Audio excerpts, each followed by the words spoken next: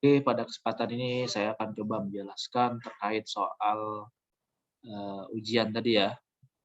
Jadi, untuk soal ujian tadi itu menggunakan state looping ya, state looping sama seperti soal sebelumnya.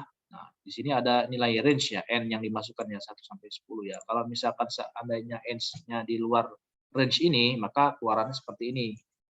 Mohon maaf nilai range n 1 sampai dengan 10. Kalau dia di luar dari range ya 1 sampai 10. Nah, kalau seandainya dia di dalam range, kalau misalkan inputannya adalah ganjil ya misalkan 3 ya atau 5 lah. Nah, maka huruf yang pertama kali muncul adalah huruf ya, huruf, kemudian yang keduanya adalah bilangan bilangan ya atau angka, kemudian yang ketiganya adalah X. Kenapa bisa seperti ini? Nanti saya akan coba jelaskan. Nah, kalau dia misalkan genap, ketika n-nya dimasukkannya genap, maka yang muncul pertama kali adalah X di sini, X ya, X. Kemudian ini tetap angka, posisi yang kedua atau posisi yang genap ya ke sini ya. Kalau di looping kan ini 1, 2, 3, 4, 5, 6 ya. Nah, kalau misalkan dia ininya di posisi genap, maka dia akan memunculkan angka di sini. Nah, tapi kalau dia posisi ganjil, dia ngecek nih, kira-kira nilainya X atau huruf ya, huruf. Nah, kalau misalkan posisinya di sini, maka dia huruf ya, kalau posisinya di sini X. Nah, bagaimana bisa seperti ini? Oke, akan coba saya jelaskan ya sepertinya. Baik, untuk kodenya seperti ini ya.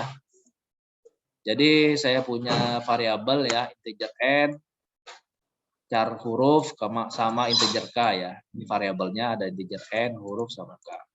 Kemudian di sini saya sistem out boolean saya tampilkan ke layar nilai n 1 sampai dengan 10, kemudian masukkan nilainya. Nah, kemudian saya gunakan scanner ya di sini ya, scanner ya. Saya gunakan scanner, saya tampung nilai inputan dari user ke variabel n, ke variabel n. Kemudian di sini dia akan melakukan pengecekan apabila n-nya kurang dari sama dengan 10 atau n-nya lebih dari 10, maka sistem akan menampilkan mohon maaf nilai range n 1 sampai dengan 10. Jika tidak, maka ini yang akan dieksekusi nih. Kalau misalkan ternyata nilai n-nya itu termasuk ke dalam range ya, ini yang akan dieksekusi. Nah, kalau seandainya misalkan n-nya 3 ya, ataupun 6 misalkan. Iya, kita ambil ini aja. Atau kita coba run lagi ya, misalkan 5 ya, saya masuk 5 ya. 5, 5. Nah, ketika dia sama dengan 5, maka yang dieksekusi adalah ini. Ini yang dieksekusi. Nah, apa sih yang akan dieksekusi? Yang pertama adalah kita set dulu K sama dengan N. Artinya K, nilai K sama dengan, kita taruh di notepad ya, notepad. Kita set K itu sama dengan, seandainya kita masukin adalah N-nya sama dengan 5 ya, berarti K awalnya ada 5. Kemudian dia akan ngecek nih kondisional di sini. Kalau N-nya adalah, N-nya kan tadi kan sama dengan 5 ya, N juga sama dengan 5 ya. N sama dengan 5 ya. Nah, kalau N sama dengan 5, maka huruf pertama kali yang di-set adalah hurufnya adalah E di sini ya, huruf E ya. E di sini, huruf E. Kita set huruf E di sini, huruf dengan E ya di sini ya, E. Nah, kemudian dia akan melakukan looping di sini ya, looping atau nested looping ya, karena loopingnya ada 2 ya. Looping yang pertama, looping yang kedua. Ini yang dinamakan nested looping. Di dalam looping ada looping lagi. Nah, dia mulainya dari 0, 0 kurang dari sampai dengan N. N-nya berarti kan tadi kan 5, berarti keluarannya adalah 0, 1, 2, 3, 4. Jadi totalnya ada 5 looping ya. Nah, kalau misalkan ini mulainya dari 1 bisa aja. Tapi di sini kurang dari sama dengan, kalau ini misalkan mulainya dari 1 ya. Nah, kemudian saya ada looping, di dalam looping ada looping lagi, di mana saya set sebagai J ya, J sama dengan 1, J kurang dari sama dengan N dikurang 1.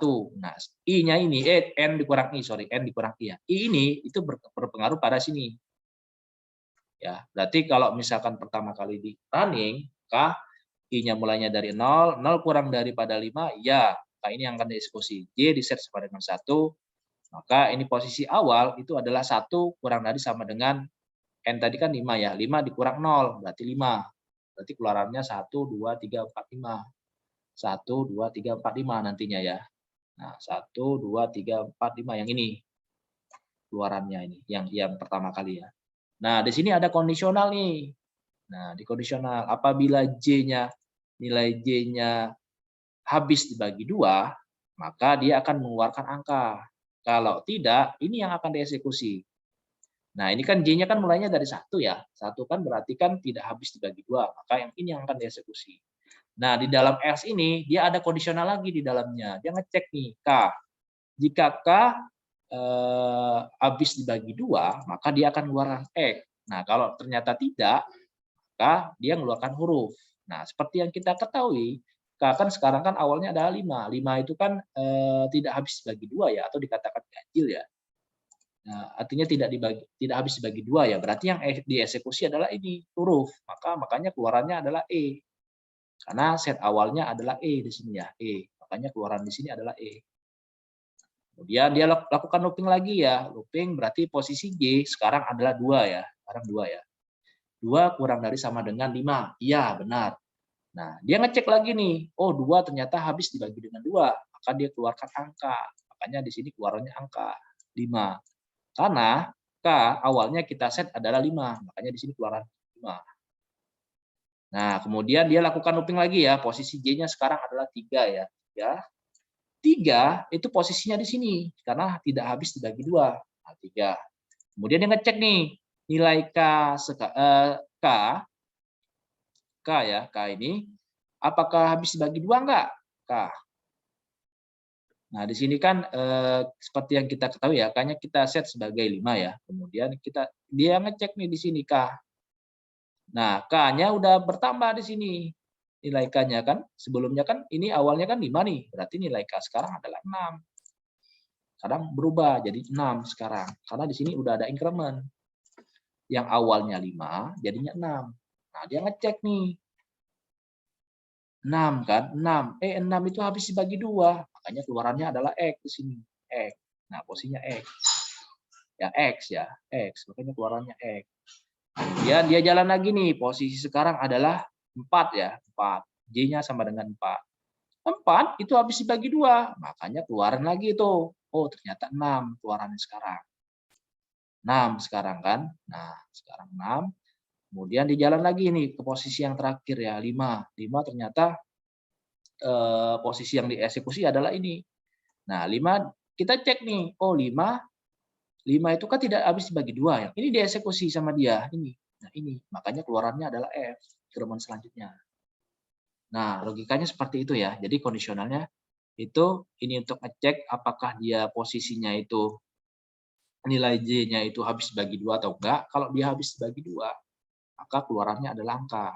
Nah, kalau tidak, dia lakukan pengecekan lagi nilai K. Nah, K saat ini itu nilainya habis dibagi 2 enggak? Oh, ternyata kalau tidak habis dibagi 2, maka keluarnya huruf. Namun kalau misalkan habis dibagi 2, keluarannya adalah X. Ya, contoh lagi ya, misalkan saya running lagi, saya anggaplah misalkan posisi sekarang adalah 4 ya, 4. Kita running, nah keluarannya seperti ini. Nah, awalnya adalah X. Kenapa bisa X? Nah, berarti kita mulai ya, N-nya mulainya dari 4, ini 4. Nah, kita set hurufnya 4. 4 itu berarti adalah D ya di sini ya, D ya. Berarti di sini adalah D. Nah, kita akan lakukan perulangan di sini. Oke, mulainya dari 0, 0 kurang dari 4 ya. Kemudian dia ada looping di dalamnya. Mulainya J sama dengan 1, 1 kurang dari sama dengan N dikurang I. Berarti N-nya kan tadi 4, 4 dikurang 0, posisinya 0 ya awal ya. 0 berarti 4 ya. Nah, dia ngecek nih J. J kan awalnya 1 ya. 1, ternyata 1 itu tidak habis dibagi 2. Berarti yang dilakukan adalah posisi yang ada di sini ya. Yang ada di sini yang dieksekusi sama sistem. Nah, dia ngecek lagi di dalam ini. Awalnya kan K ya. K-nya itu kan seperti kita ketahui adalah 4. 4 kan awalnya kan. Nah, 4 itu ternyata habis dibagi 2. Makanya keluarannya adalah X di sini.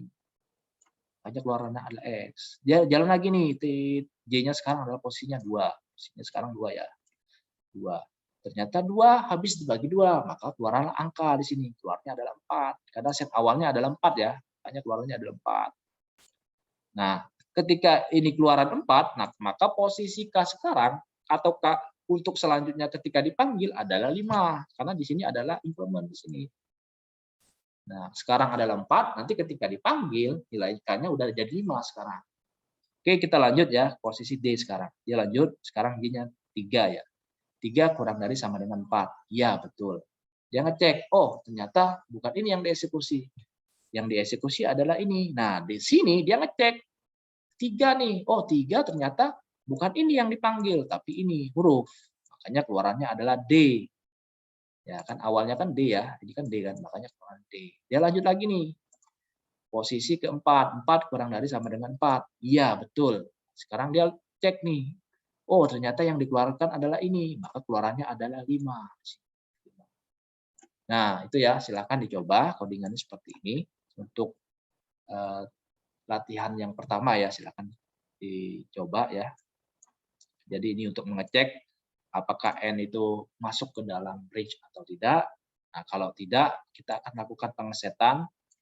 K kita set sebagai N nilainya ya, kemudian nilai N-nya itu hurufnya huruf apa kita set untuk pertama kali. Kalau 4 berarti D, kalau misalkan 2 berarti B. Nah, setelah itu kita akan lakukan perulangan di sini ya, perulangan.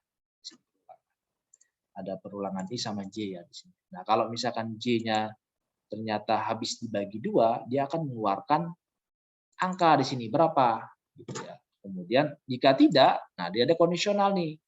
Kalau misalkan nilai K-nya ternyata habis dibagi 2, dia mengeluarkan X. Kalau enggak, ya dia mengeluarkan huruf ya, huruf. Huruf selanjutnya seperti apa gitu. Nah, seperti ini ya. Nah, silakan dicoba.